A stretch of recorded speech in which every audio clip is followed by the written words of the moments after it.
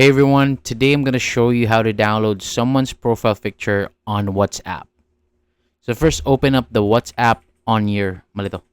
So first open the WhatsApp app on your mobile device and make sure it's updated to the latest version available.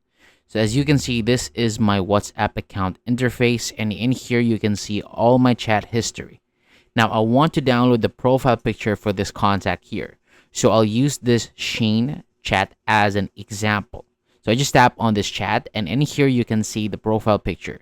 But there is no option to save or download this profile picture. So the only thing you can do here is to take a screenshot of this picture. Now, one thing important.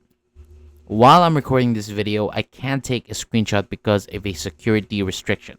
And when I end this screen recording, I will be able to take a screenshot again.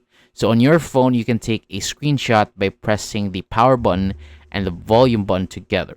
That screenshot will save the profile picture to your gallery. So this is the only way you can download or save the profile picture of any account or contact that you want.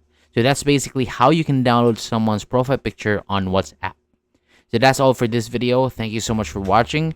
And for more videos like this, hit the subscribe button and I'll catch you on the next one.